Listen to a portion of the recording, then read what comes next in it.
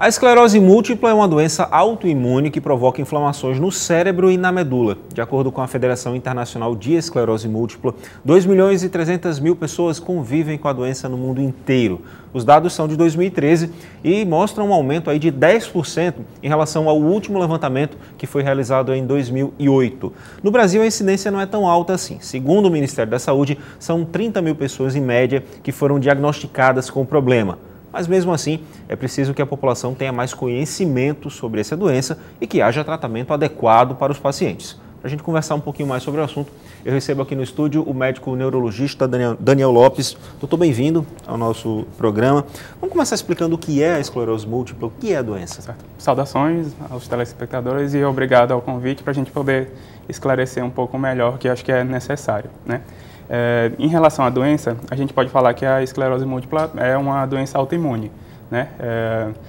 O que seria uma doença autoimune? Seria a imunidade, a nossa imunidade, ao invés de combater o que vem de fora, que seria mais comum, tipo um vírus, uma bactéria, ela vai atacar nosso próprio organismo. E no caso da esclerose múltipla, esse ataque é voltado contra a mielina, principalmente, né? Que é o que a gente tem no que a gente chama de substância branca do cérebro, né?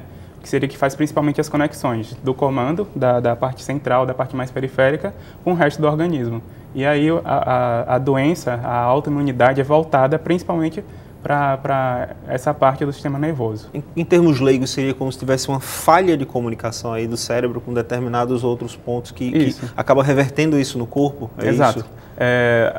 Isso? Para a gente explicar melhor, né, o nosso sistema de defesa vai atacar essas conexões. E aí, tipo o comando que eu faço do meu cérebro para mexer a mão, né? Esse comando passa pelos axônios e aí, como ele vai estar danificado, o comando vai dispersar e não vai chegar tão bem à minha mão, né? E aí, algumas vezes o paciente, dependendo de como ele apresentar a doença, ele vai ter esse tipo de sintoma. Porque ela não ataca um lugar específico do cérebro, assim, você falou da massa branca, mas eu falo assim, não é um lugar específico que atinge determinado movimento, determinada função, vai variar de acordo com o local onde ela ataca, né? Essa sintomatologia aí é grande. É grande.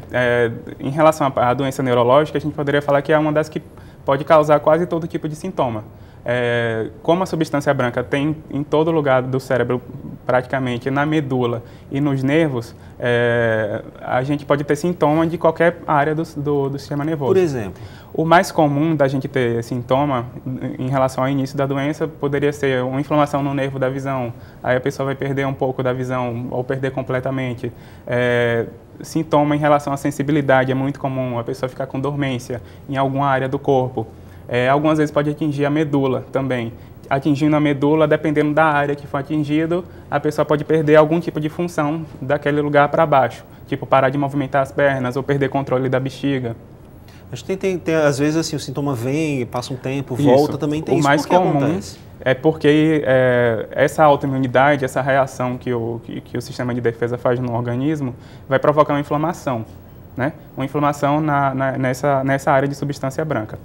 Quando a gente tem inflamação, você vai perder a função momentaneamente. Mas o próprio organismo tem mecanismos para se recuperar, né? Tem uma parte anti-inflamatória, tem células anti-inflamatórias que vão combater aquela inflamação e geralmente no início da doença esses mecanismos estão funcionando bem e a pessoa se recupera até sem tratamento no início. Tem um perfil do doente?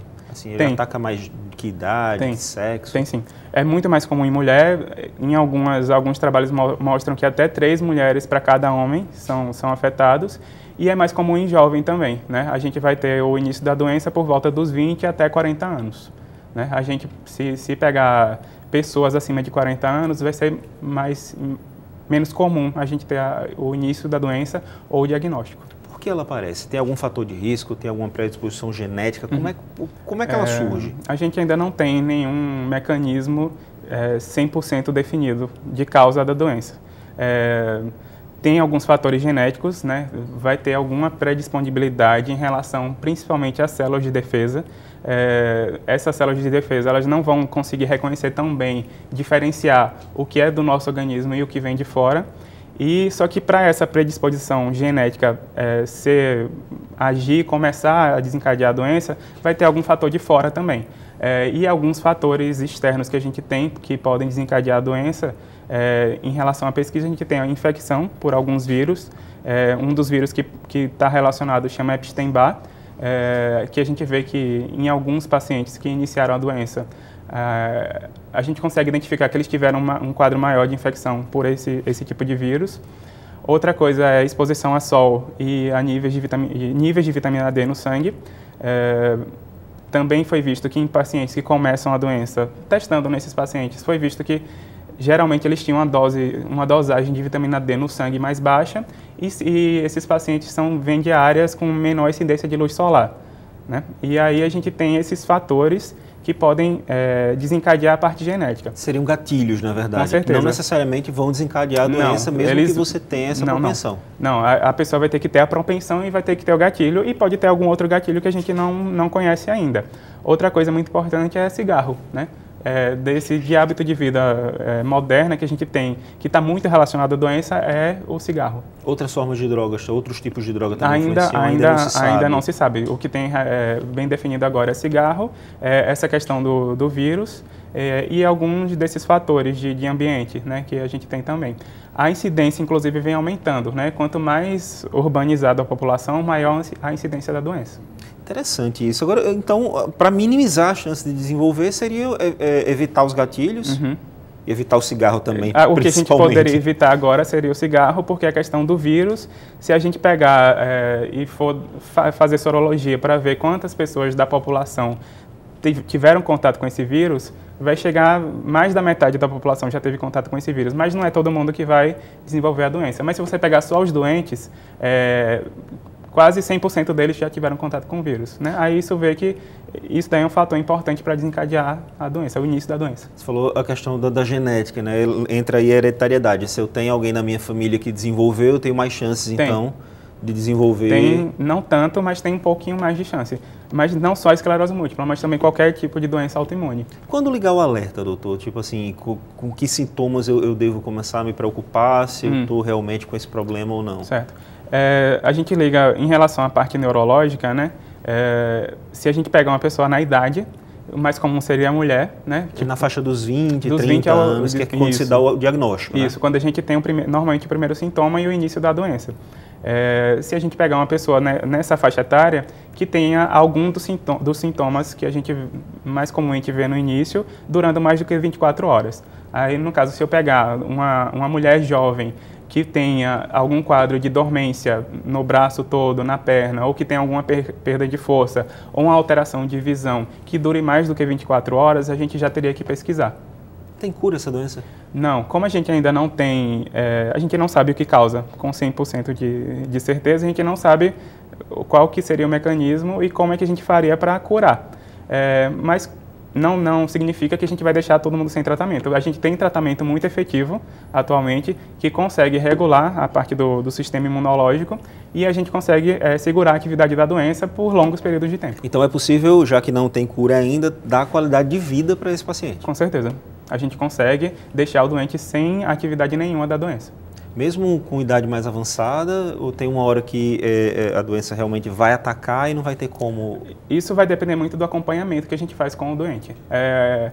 Como aqui no Brasil a gente tem uma incidência baixa, relativamente baixa, mas a gente tem uma incidência alta dessa doença em países da Europa e da América do Norte. E é onde tem mais pesquisa em relação ao desenvolvimento de medicação. Isso acaba gerando benefício para a gente aqui. Como tem muita pesquisa, a gente acaba se beneficiando da quantidade de medicamentos novos que vão chegando. Eles chegam de lá para cá. Eles chegam de lá para cá, são desenvolvidos lá e a gente consegue aproveitar isso para o tratamento dos pacientes aqui. Como é que se dá esse tratamento?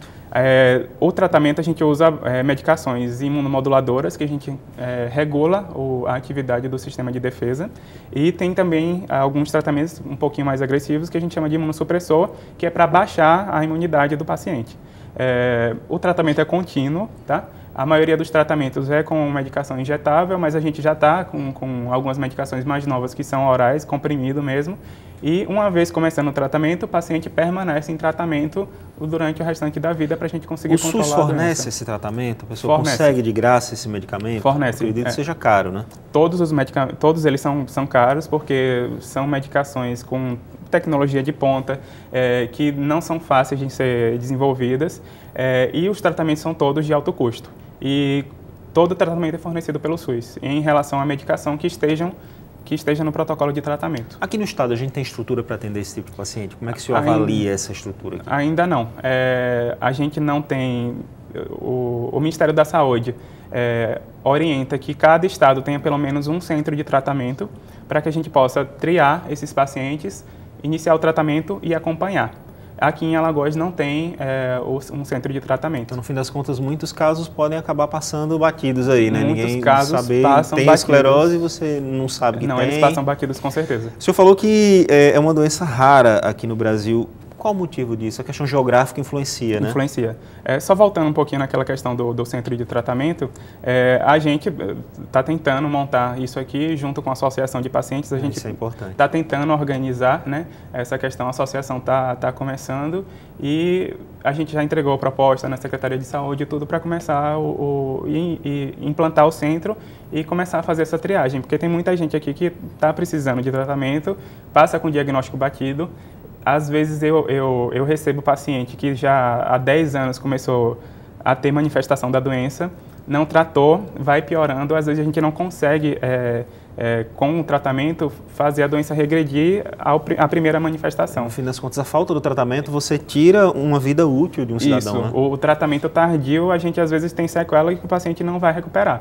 Por isso que era bom essa questão de implantar o centro e a gente começar a tratar. É importante que exista mesmo. Com certeza. É uma doença rara no Brasil, Sim. por conta do fator geográfico. Uhum. Por quê? A questão do sol? Em relação à parte da imunidade, né, tem algumas moléculas que ficam na membrana das células de defesa que tem relação com a vitamina D.